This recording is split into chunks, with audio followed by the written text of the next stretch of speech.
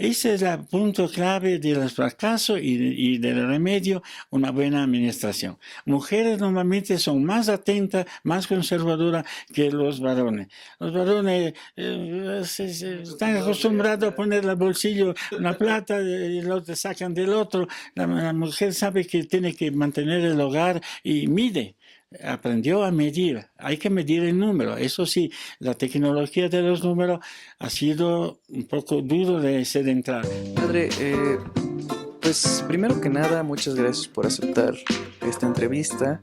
Estamos aquí en Salinas, Quito, de la provincia de Bolívar, desde Huaranda. Y antes de empezar la entrevista, padre, me gustaría que se presentara ante nosotros, su nombre, de dónde viene, todo lo que nos quiera contar de usted. Bueno, me llamo Antonio Polo, soy padrecito desde 1967 y desde el año 70 tuve la oportunidad de acoger la invitación del obispo de Guaranda de hacer una experiencia de 4 meses que después se volvió de 54 años. Y ya estudié en Roma y ahí es donde el monseñor me pescó, porque había conseguido un grupo de voluntarios de la Operación Mato Grosso, pero quería que un padrecito salesiano, sociólogo, les acompañara, y esa ha sido la oportunidad para mí para emprender el viaje y cumplir un sueño que no se fraguaba, de ser misionero, pero no me decidía, y esa ha sido la oportunidad. Muchas gracias, padre. Entonces empezó con una experiencia de 4 meses y terminó quedándose 54 años. Eh, he hecho diversas entrevistas a diversos líderes comunitarios del Salinerito, de toda la FEU, de la fundación, en Quito, en Salinas, y parece que todas las rutas apuntan hacia usted como un líder que ha inspirado, un líder que ha innovado, un líder que ha creado diversas formas de economía social y solidaria y que ha convergido, digamos, con la comunidad y con algunos pueblos originarios. Háblenos un poco más del cómo fue creando esta parte de la economía social, o más que crear, cómo es que empezó a tornarse toda esta parte. Bueno, más que una teoría, ha sido una historia. Estábamos bajo Hacienda y cualquier cosa que se hiciera, incluso la misma casita comunal que nos había encargado Taito Obispo, hubiera quedado en manos de los patrones. Y entonces la primera prioridad era librarnos de la Hacienda. Para librar de la Hacienda había que conquistar el derecho de las vertientes de agua salada, que era la forma con que los patrones dominaban al pueblo, a través de este dominio sobre las vertientes. Y se hizo la cooperativa de ahorro y crédito, y esto ha sido una gran luz, no solo para librarnos de la hacienda, adquiriendo el derecho a las vertientes como grupo humano de parte del Estado, sino cómo aprender a qué es un ahorro, qué es un crédito, qué es una buena administración, qué es una democracia organizada, y después qué es una fuente de trabajo comunitaria, porque libres de la hacienda, la alternativa podría ser que surgieran nuevos patroncitos. Quien tiene un poco más de ñeque, un poco más de recursos, fácilmente se hace dueño de los que quedan atrás. Por suerte, la misma comunidad optó y el cooperativismo ha sido el instrumento legal, pero eso nacía del corazón de la gente, de decir, no, patrones no, la comunidad será la que guía, la que se hace propietaria de las cosas, y nosotros servimos a la comunidad, obviamente alimentando nuestros hogares, respondiendo a nuestras necesidades, pero con esta visión de conjunto. Claro, digamos que históricamente ha habido una explotación por parte de la colonia, de los hacendados, hacia los pueblos originarios, hacia los campesinos, eh, y todo esto empieza a liberarse a raíz de el pensamiento de la gente, o fue un proyecto que surgió de alguien y usted lo impulsó, o viceversa. Usted dijo, creo que la parte de los hacendados no están siendo justos, vamos a juntar al pueblo. ¿Cómo fue esa chispa que inició todo? Bueno, lo que yo acuerdo es que Monseñor Dada también nos dijo, libérense primero de la hacienda, si no todo lo que ustedes hacen va a ser a beneficio del patrón. Pero contemporáneamente la gente sí estaba cansada. Los jóvenes ya se estaban yendo, me acuerdo que era a Pascuales, cerca de Guayaquil, donde un ex salinero había puesto una empresa con plátano y dice que cargaban las cajas de dos en dos y tenía que ir corriendo. Cuando supieron que en Salinas había una posibilidad de vida distinta de lo que habían vivido, regresaron. Y ha sido, creo, los primeros líderes salineros los que habían salido, habían probado también otra forma de explotación y que ya soñaron y pudieron compartir el sueño de librarse de la hacienda y construir algo nuevo en el propio lugar donde habían nacido, que es muy bonito además. Hablando de la iglesia misma, ¿qué participación ha tenido? ¿Cómo lo ha recibido la comunidad? Entiendo que quizás en otras partes las experiencias han sido diferentes. Eh, Quizás la iglesia pudo haber sido parte también de algunos temas que quizá a la comunidad ya no les gustaban ciertos tratos, pero veo que aquí la comunidad ha aceptado de buena forma toda la parte de la fe. Entonces, ¿a qué debe usted, pues básicamente esta buena relación, si lo podría llamar así? Mientras en otros lugares hay una mala relación. Yo pienso que uno de los tres elementos que han constituido la base, ¿no? El primero creo es el sentido comunitario de la gente. Pero el segundo ha sido la inspiración cristiana también que nos dio el obispo de Guaranda con su enseñanza, con su ejemplo también. Nos acordábamos que con botas y palas para sacar el lodo ya en una aluvión. Y eso ha sido algo muy importante, muy importante. Entonces, y además para defendernos de los hacendados, el hecho de ser iglesia sí constituyó deterrente para ellos. Amenazaron y todo, y hubiera sido solo voluntario, los que a lo mejor hubieran ganado. Pero habiendo un padrecito, ya la cosa tenía como una cierta fortaleza de respaldo de la iglesia mismo, y optaron para vender felices, que no le invadiéramos la tierra, sino que le compráramos, que ha sido con precio favorable. Era tiempo de reforma agraria, que también influyó para que eso se solucionara con cierta facilidad. Claro, quedar endeudado con el Fondo Ecuatoriano Populorum Progressio quería decir trabajar para pagar la deuda. Y al campesino esto es una gran forma de motivación. Ya, ahorrar casi no le nace mucho, pero cuando se endeuda después lucha a muerte para pagar la deuda, y eso es lo que nos ha permitido seguir adelante.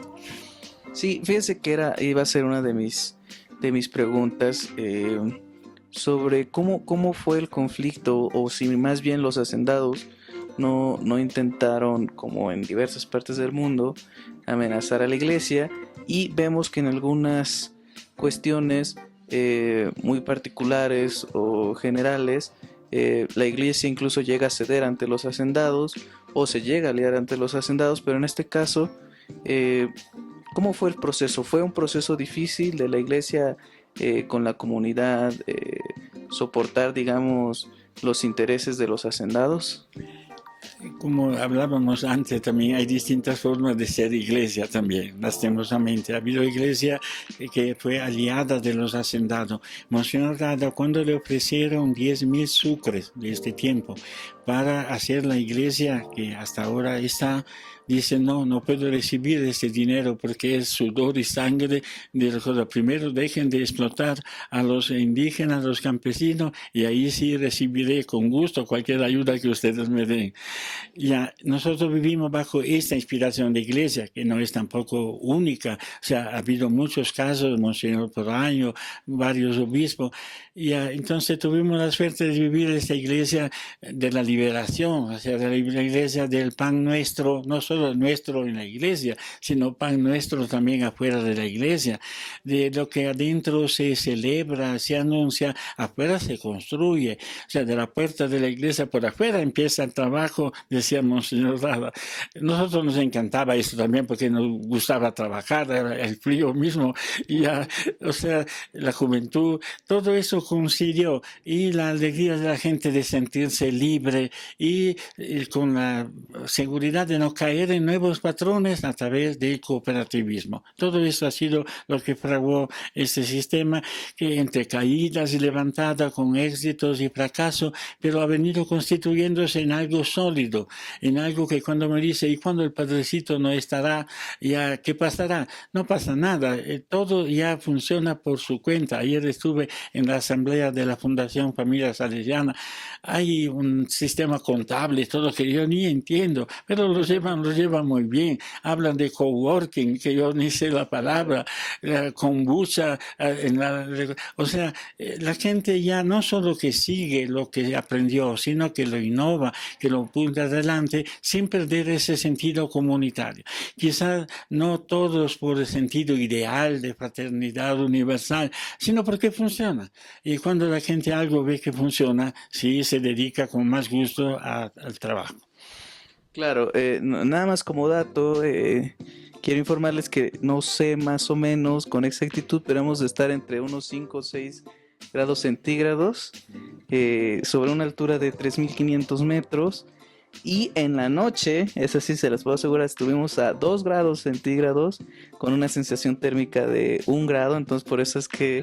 Helada, se forma lastras de hielo. Nada sobre el comentario del por qué estamos... Sí, que bajo cero también. Baja. Sí, sí, no, el agua se congela a 0 grados. Padre, hablaba con diversas personas. En otros países, por ejemplo, como en México, no en todos los sectores, sino en algunos particulares a través de los maestros bilingües o algunos líderes de los pueblos originarios, ha habido toda una reivindicación cultural, incluso donde proponen ya no llamárseles indígenas, sino pueblos ancestrales, pueblos originarios, para evitar toda esta parte de colonización, de conquista.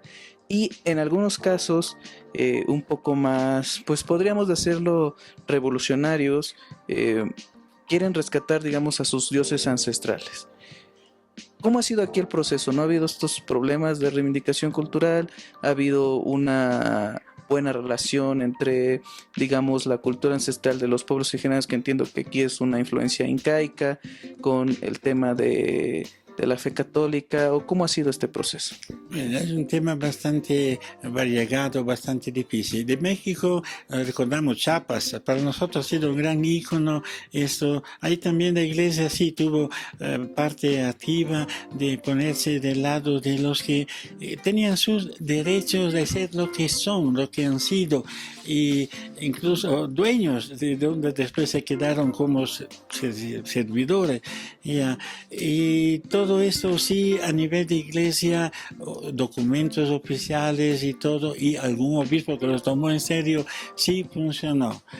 Ahora en Salinas hay una recuperación que viene un poco más después de la parte cultural, por la necesidad de solucionar el problema de las necesidades básicas. No había que comer, no había cómo viajar, no había escuela, o sea, la necesidad de solucionar los problemas ya inmediato, todo dejó un poco al lado, sea la naturaleza, sea la parte cultural, que después de 10 o 15 años vino aflorando de parte de la misma gente, gente, ya, porque eso tiene que nacer de parte de los dueños de la cultura, los gringos, como nos llaman a veces nos afanamos de decir cosas, pero que no son nuestras, ¿no? Y entonces creo que no ha sido malo que sea la misma gente que poco a poco ya ha superado el problema de las necesidades básicas, empezó a apuntar a lo de la cultura. De mi parte, la tesis que hice con la Universidad de Roma era escolarizar al indígena, ha sido la primera publicación también. Escolarizar al indígena ha sido un gran tema de debate, porque algunos decían, no, escolarizando se los acultura y pierden su cultura. Otros decían, no, si no se adueñan de la herramienta con que les domina, siempre quedarán dominados. Y con mi tesis psicológico y todo, grupos que iban a clase y otros que todavía no iban, pude demostrar que sí, el que va a clase tiene una herramienta más para defender su propia cultura. Obviamente no automáticamente. Esto tiene que ser también algo de conversa, de contacto con otros grupos que han hecho el camino. Ahora, por ejemplo, hay una iniciativa nueva del padre Jaime de los coros. Los coros sirven muchísimo, sobre todo la mujer indígena tiene una voz increíble y un gusto para la música que normalmente no se ha valorado. Con eso de los coros, que sirve también para encuentros, para cosas, y con su vestimenta, parece detalle, pero a veces toca encontrar la pista para que no sienta como que ahora hay una nueva moda, ahora ya el indígena tiene que hacer esto, siempre que alguien le ha enseñado qué tenía que hacer, sino que desde el propio mundo indígena surgen estas instancias. Fíjese que hay algo que me llama mucho la atención, que usted comentaba anteriormente. Sí, sí, sobre su tesis de la escolaridad, si los pueblos originarios no se adueñan o no dominan la herramienta con la que fueron conquistados, seguirán siendo conquistados, ¿no? Eh, ¿Podría hablarnos más sobre ese aspecto? O sea, ¿cuál era el fondo de la crítica de esa frase? La crítica a la escolarización era que es un instrumento más de dominación, porque ¿qué transmite? Transmite la letra, transmite los números, pero transmite también una ideología, y es la ideología dominante. Entonces, ¿qué hemos optado? De conseguir maestros indígenas para que enseñen castellano, porque la gente no quería aprender quichua, quería aprender castellano, porque el obispo de Riobamba, Monseñor Polaño, a través de la radiofónica había sembrado esa inquietud. Prepárense, aduéñense de la escritura, porque si no le van a seguir dominando. Donde íbamos no había comunidades, había solo zonas, y se daba la misa, porque llamaban para la misa, pero decíamos, ¿y ahora qué? ¿Y qué es lo que pedían? Escuela. Hacíamos una chocita con bancas que eran tablas, piedra, así como era posible, pero y los profesores sí buscamos que sean indígenas. Había una escuela de profesores indígenas cerca de la Tacunga, en Guatacama, y eso ha sido el instrumento para moderar o contrarrestar el efecto secundario. Cualquier opción humana tiene sus debilidades, tiene sus contraindicaciones, pero se trata de optar mejor y cuidando lo que queda atrás. Y entonces eso se buscó hacer. No digo que lo hayamos hecho a plenitud y bien, también porque a veces el mismo indígena está cansado de tanta cosa que le aplicaron a este término que prefiere disfrazarse de mestizo o lo que sea. Eso también existe y es fruto también de la historia. Hay que moverse en situación humana, haciendo los pasos a medida que se pueden hacer. Padre, hablemos un poco ahora sí del cooperativismo. Tenemos toda esta fundación salesiana que conglomera a un sinfín de cooperativas, redes. Hablaba ayer con Vinicio, con su hermano allá en Quito, y me explicaban que hay alrededor de 60.000 familias impactadas de manera indirecta, miles de cooperativistas.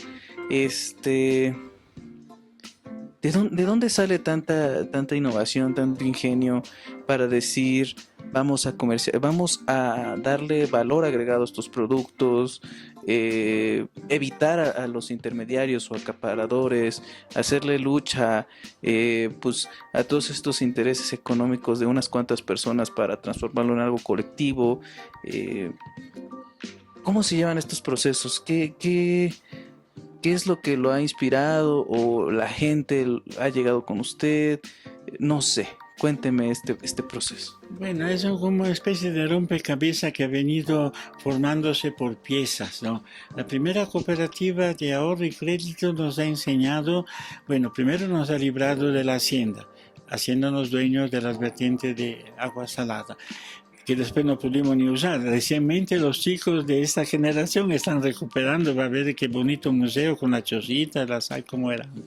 Bueno, entonces lo primero ha sido la cooperativa de ahorro y crédito, que hemos aprendido que es el ahorro. Si un pobre no aprende a ahorrar, aunque sea un centavito diario, siempre quedará pobre. Ya, hemos aprendido el crédito, o sea, no esperar donaciones que a veces llegan tan fácil y después cuando se acaba se espera que llegue otra. El crédito, en cambio, es algo de sudado y de hecho las tierras se pagaron con crédito del Fondo Ecuatoriano Popular Progreso. Entonces el ahorro, el crédito, una contabilidad sencilla pero bien atenta, con arqueo de caja, con los borrones en el libro de caja diario, si había algún borroncito ahí, eso era para ver. O sea, eso de tomar en serio la cuenta, quizás hasta ahora no entra suficientemente en el mundo indígena. Creo que aquí sí se tuvo el mérito de darle toda la importancia a la administración. O sea, arqueo de caja, de día, de noche las cuentas tienen que cuadrar y si no, no se da el paso adelante. Porque todo lo demás viene con cierta facilidad. Un poco la dificultad de número. Ya, cuando preguntaba a una mujer cuántos hijos tiene, no decía 8, decía, a ver, el Manuel, la María, o sea, los números no es lo más propio del mundo indígena. Ya cuando hacían contaban las papas, las lonas de papa con una papa con la uña así, o sea, el mundo indígena por ser muy cercano también a la naturaleza, no adhiere mucho a los números. Ha sido una gran lucha y eso sí, no hubo cómo aflojar, porque la mayor parte de las empresas, de las comunidades fracasan por la mala administración. Mala porque uno sabe demasiado poco o porque uno sabe demasiado tanto y aprovecha de los que no saben. Entonces ahorro, crédito, contabilidad, democracia. Decir que el mundo indígena aplica mucho la democracia, diría que no. Hay un cachicazo, hay cosas. Si el líder jala por arriba, todos de arriba. Jala por abajo, muchas veces se van de atrás por abajo. Entonces, la división de cargos que da el cooperativismo de responsabilidad es muy importante para adaptarse un poco al sentido democrático. Lo que se añadió ha sido la producción, porque mover dinero, para moverlo hay que tenerlo, para tenerlo hay que producir. Y con el mismo sistema colectivo de cooperativismo que se puede definir en propiedad colectiva de los medios de producción. Porque si uno es dueño de la máquina, es dueño de los que la trabajan. Si uno es dueño de la tierra, es dueño de los que trabajan la tierra. Entonces, el primer punto fundamental del cooperativismo, de la economía solidaria, la propiedad colectiva de los medios de producción. De ahí viene la consecuencia. Por ejemplo, las utilidades ya son para el bien comunitario. Quizás algo que normalmente no se da y que también hemos insistido, la vinculación con otras entidades solidarias. O sea, no se puede hacer un egoísmo de grupo, que nuestro grupito funciona bien y vamos por nuestra cuenta. No funciona y no es conforme al plan de Dios, digamos lo que creemos en este plan del reino de Dios. Pero tampoco una economía verdaderamente solidaria no puede ir por islas, y hasta ahora es una lucha grande que las instituciones solidarias empiecen a conocerse más y a hacer algún plan común.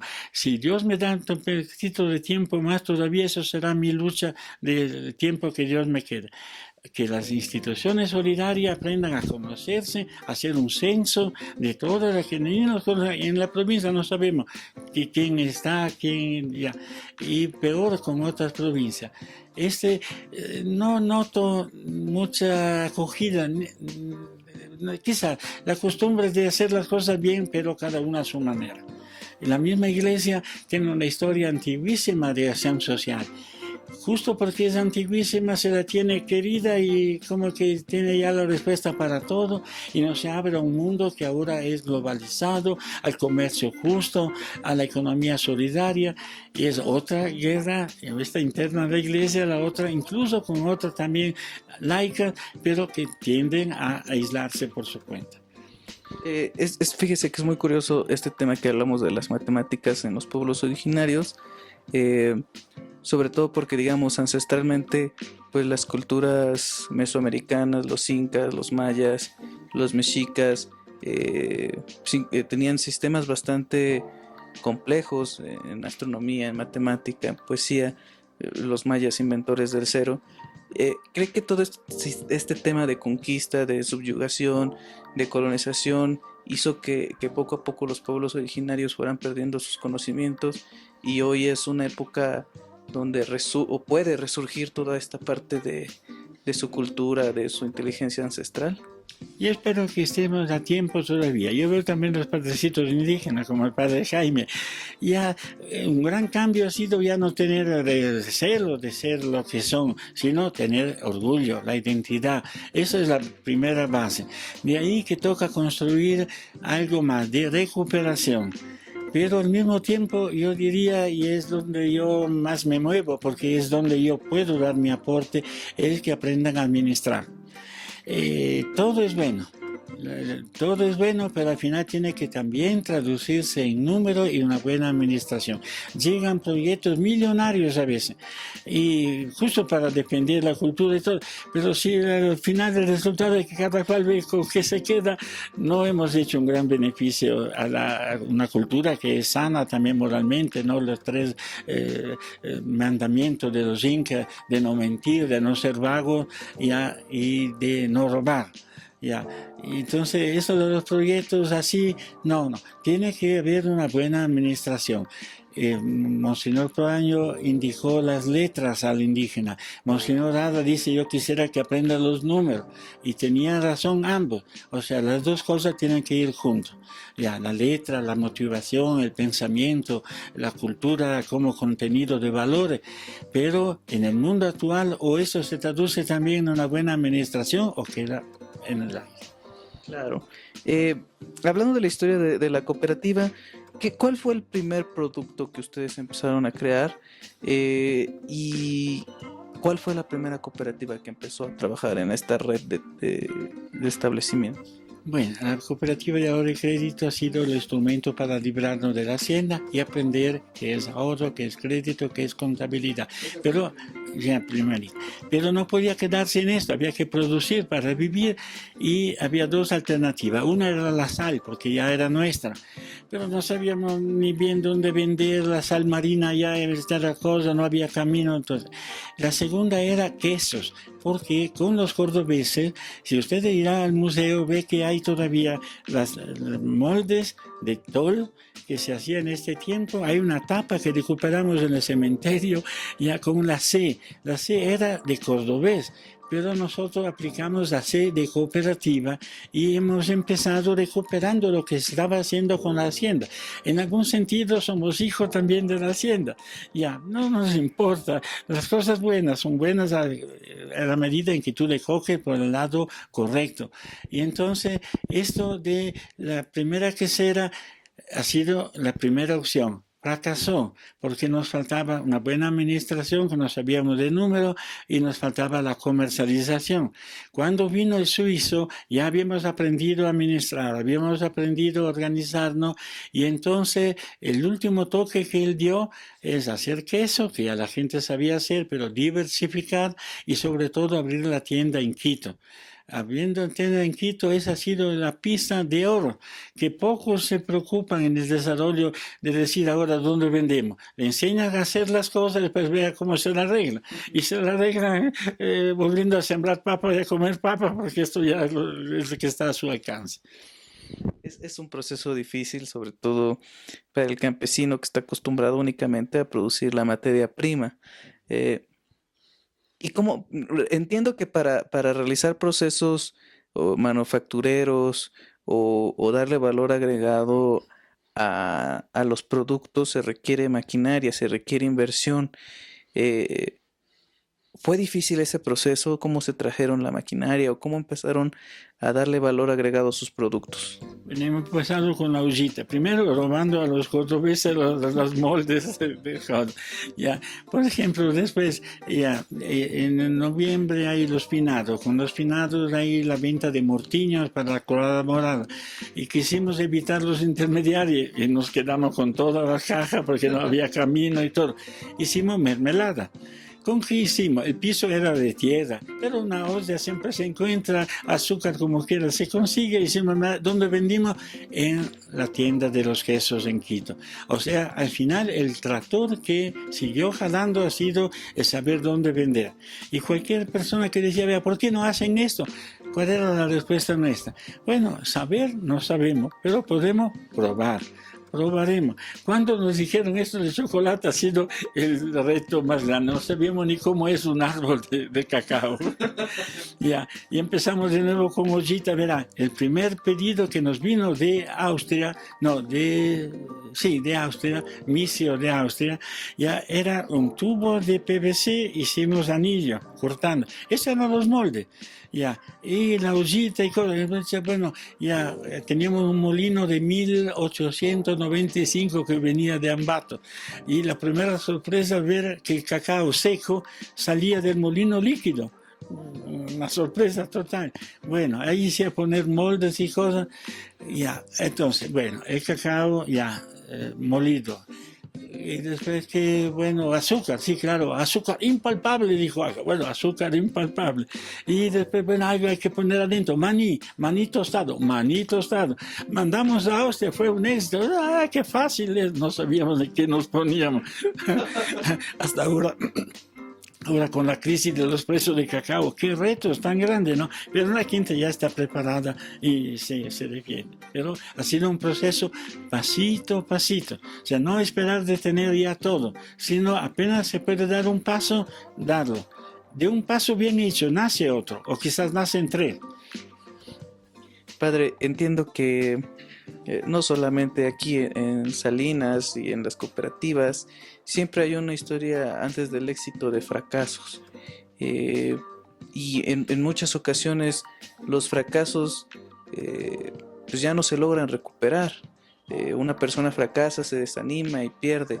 Y si una persona en lo individual es difícil recuperarse de un fracaso, eh, cuando una comunidad fracasa, quizás sea todavía más difícil, ¿no? ¿Cuál ha sido su experiencia? ¿Cómo han logrado salir adelante a pesar, pues, de los fracasos que inevitablemente uno, para llegar al éxito, tienen que atravesar? Y frente a un fracaso hay dos soluciones. Una, sentarse a llorar, otra, empezar a pelear, y otra, decir, bueno, ¿cuál es el plan B? ¿Por qué fracasamos? ¿Qué es yo? Normalmente es administración. Si hemos equivocado administrador, cambiémoslo sin miedo. Ya, y si uno nos da cuenta, dice, ¿cómo no confían? No, sí, confiamos, pero confiamos más en los números, en las cosas. Hasta al presidente de la República le miden los cuentas que hace. ¿Cómo vas a decir que no? O sea, ese es el punto clave de los fracasos y del remedio, una buena administración. Mujeres normalmente son más atentas, más conservadoras que los varones. Los varones están acostumbrados a poner el bolsillo la plata y lo sacan del otro. La mujer sabe que tiene que mantener el hogar y mide. Aprendió a medir, hay que medir el número. Eso sí, la tecnología de los números ha sido un poco duro de entrar. Primero en el mismo padrecito, porque yo era malo en matemáticas, era bueno en todas las demás materias. Y era muy bueno, pero en matemáticas era malo. Tuve que recuperar, decir, o aprendo a hacer cuenta o aquí no salimos de nada. Es curioso, fíjese, todo esto que nos explica. Sí, sí, sí, inevitablemente hombres y mujeres son completamente diferentes en aspectos diversos y no por eso son personas desiguales. Em, Padre, vamos a ir finalizando esta entrevista. Quisiera que nos hablara un poco de entiendo que pues hay un gobierno, quizás platicamos de esta parte de la derecha, de la izquierda, entiendo que hay un gobierno que de facto podríamos decir que es de derecha. ¿Cómo ha sido la relación? ¿Ha sido complicada? ¿No hay relación? Eh, ¿Cómo es esta parte que pues, es un gobierno que evidentemente es de un sistema capitalista y pues aquí están tratando de impulsar, como se dice, otro tipo de economía? ¿Ha habido problemas respecto a eso? Bueno, durante muchos años nosotros éramos totalmente ignorados por la política y pudimos construir nuestra visión de la política, base de la honradez, de cumplir, de las mingas, de dar algo más de lo que es debido, encima hasta de las leyes laborales, ha habido todo este momento que creó una conciencia que no se mantiene todo como en los primeros tiempos, pero que ha quedado. En los guías ha quedado incluso para explicar a los turistas, los de la nueva generación. Pero poco a poco sí llegó la política. Lo que más nos hizo bien ha sido la visión solidaria del gobierno de Correa. Habrá tenido sus equivocaciones como cualquiera. Ya, y era un poco agresivo. Claro, para cambiar hay que ser agresivo, pero a la gente no le gusta ser agredido y le han hecho la guerra después, hasta inventándose un montón de cosas. Ya, eso de economía solidaria, inspirado incluso, según él dijo, a la experiencia de Salina, nos ha conseguido que la gente llegue a Salina y el turismo que viene con esta finalidad, llamaría turismo social, es algo que nos sostiene mucho en la economía. De hecho, cuando hubo el COVID, ya sentimos fuerte esta macana. El 30% de los ingresos son inmediatos a través del turismo. Con eso se pagan los sueldos. Y lo otro, poco a poco, con los productos que regresan. Entonces, esto, ahora nosotros hemos aprendido que los gobiernos cambian, pero que nosotros hacemos bien si mantenemos nuestro sistema. Si nos ayuda, bien hecho, sea de derecha, sea de izquierda, si nos ayuda, bienvenido. Tenemos un programa con los adultos mayores, ahora este gobierno ya quitó la parte que nos daba, todo queda a cargo de la comunidad. Estamos haciendo una campaña con las demás organizaciones, miembros del Grupo Salina, porque en este momento es la Fundación Familia Salesiana que asume totalmente los mayores. Hemos dicho, bueno, el gobierno no ayuda, las otras organizaciones sepan que los mayores son de todos, son del pueblo, y también tienen que dar su parte para apoyar. O sea, buscamos adaptarnos a las circunstancias más que sentarnos a llorar o empezar a pelear, ver una solución que vaya por adelante. No siempre es fácil, no siempre se atina, no es todo perfecto. Los que dicen, aquí todo el mundo se quiere, todo el mundo... No es cierto, hay sus pequeñas envidias y sus trampitas, ya hay un control constante de la contabilidad, porque si no la tendencia es a irse al chorro. Pero al final se rige, se funciona y no funciona por un padrecito que ya a los 85 años y sin páncreas se dedica a las entrevistas. 85 años, padre. Sí. Wow. He estado estudiando toda la parte de la cooperativa salinerita. Pues tienen radio, tienen chocolate, tienen tiendas, servicios de turismo, textiles. Una familia que coge el hilo de la lavandería y hace ponchos. Ahora todo el mundo anda con esos ponchos de color y todo. Es una empresa familiar que compra el hilo de la hilandería. Esta relación entre comunidad y economía comunitaria y familiar nunca se puso en conflicto. Sería una equivocación. A veces para hacer bien una cosa hay que eliminar las otras. No, las cosas funcionan mejor de varias piezas que se armonizan más que se contraponen. Y mi pregunta iba en ese sentido, ¿qué tantos productos tienen? Ya, tengo aquí el anuario, vean, aquí, si todavía hay una copia, sí, ya, este anuario está con números y todo. De todos, aproximadamente ¿cuántos productos maneja, padre? Un aproximado. 20, 30, pero hay que ver, hay productos grandes, productos chiquitos, hay productos familiares que son derivados de la cosa, pero como digo en el libro, La Laguna de los Sueños tiene un poco la historia, pero los números están en cada anuario. Ha sido una lucha. La gente no le gusta la documentación, no le gustan los números. Y desde el año 2000, que es con la dolarización, podemos comparar año tras año. Los números solitos no hablan, se hablan solo comparando. Si es más o si es menos, quiere decir que estoy surgiendo o me estoy hundiendo. Ya, el número en sí no dice. Estoy viendo aquí Laboratorio Gastronómico Urcu Micuna. ¿También tiene laboratorio entonces? Sí, sí, y te hice conocer al chico ya ingeniero en agroindustria y te pido que lo visite. Es la planta de arriba del museo. Laboratorio Gastronómico donde innovan productos, crema Sí, de hongos. sí, kombucha, ya ha recuperado la sal que se estaba perdiendo y era perder hasta la parte de la cultura, ¿no? Porque ha pasado de todo. Salina en tiempos de los, no tanto de los incas, porque también eran tan conquistadores como los españoles, claro. Pero en tiempos de los Puruá, de los Panzaleo, era un pequeño imperio que llegaba hasta Perú, hasta Colombia, con la sal. Piscinas también tienen. Sí, sí, para los adultos mayores, pero ahora es más para los niños. A los adultos no les gusta mucho entrar al agua. Árboles, o sea, siembran árboles. Sí, la parte de la naturaleza es importantísima.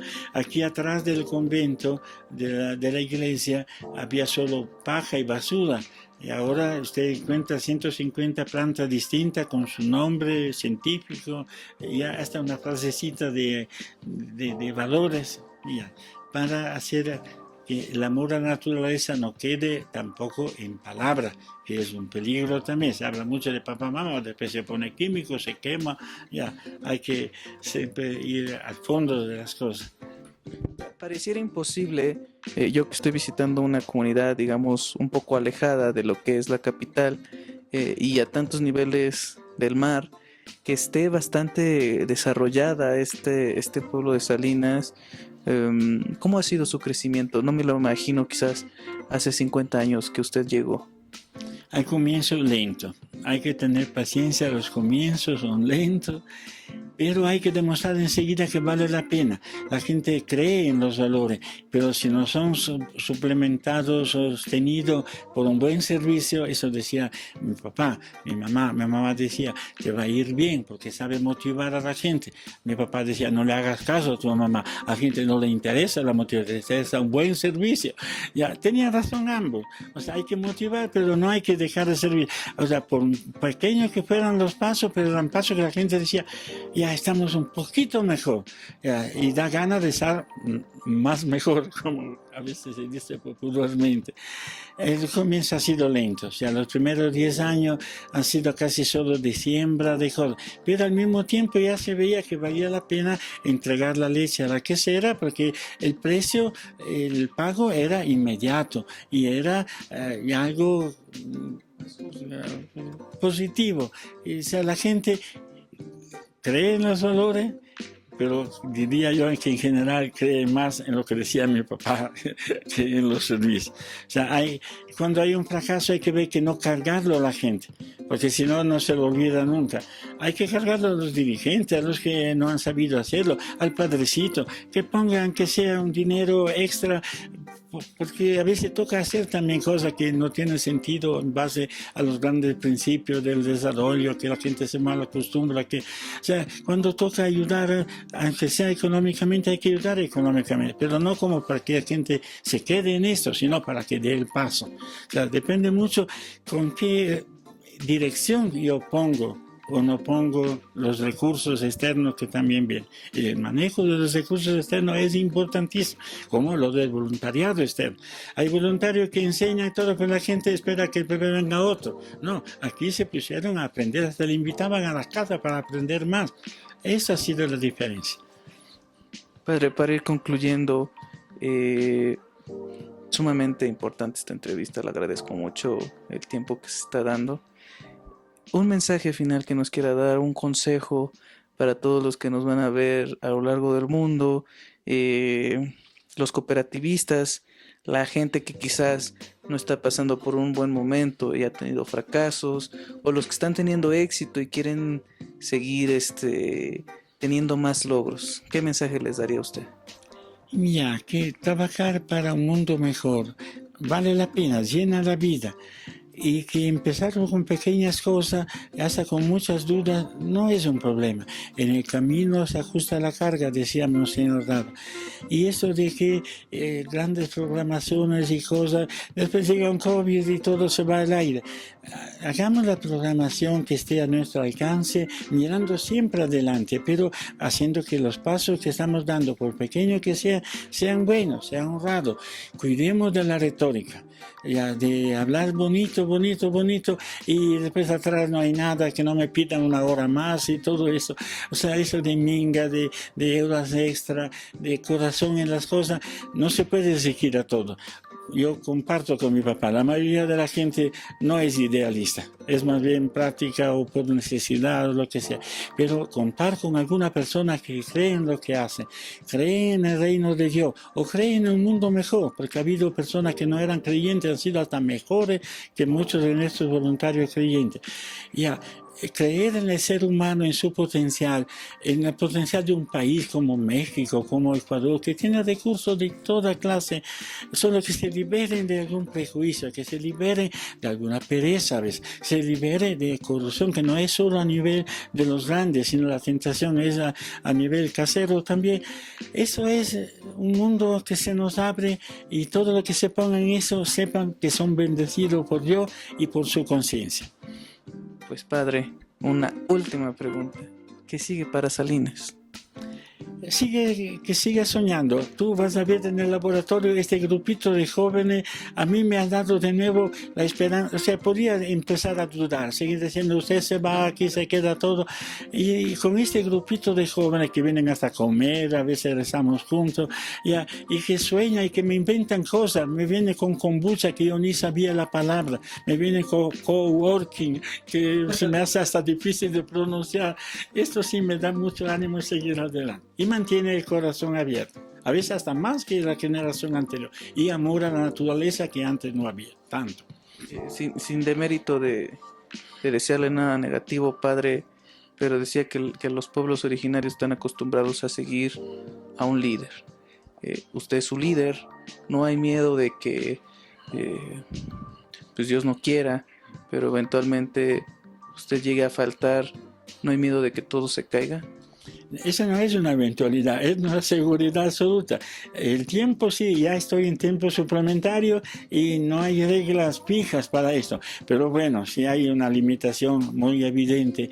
No, la duda que yo tuve hace algunos años ya se me despejó con ese grupito de jóvenes. Si esos jóvenes que no han vivido en chozas y ahora han reconstruido las chozas para poder, y ahora van a hacer otra nueva, para que sea para los turistas, para hacer, o sea, me están inventando un montón de cosas que me da emoción y me da la tranquilidad.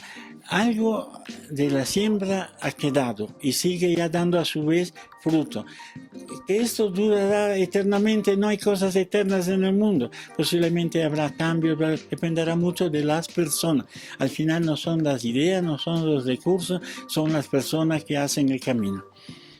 Bueno, pues muchas gracias, padre. Ahora sí. ¡Viva México! Viva México, un saludo a México, a Ecuador, un saludo a los ecuatorianos que desde luego, a pesar de que pues, nuestros gobiernos se pelean entre hermanos ecuatorianos y mexicanos, aquí seguimos muy pendientes y queriéndonos como hermanos nuestroamericanos. Muchas gracias. Gracias también.